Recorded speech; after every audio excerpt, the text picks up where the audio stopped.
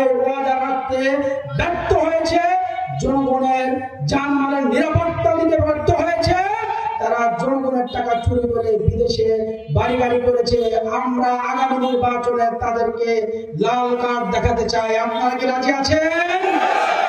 প্রিয় ভাইরা আমার, এই বেলকুচি, চৌহালি, ইনায়তপুর, এটা হলো সিরাজগঞ্জ 5, 71 থেকে 24।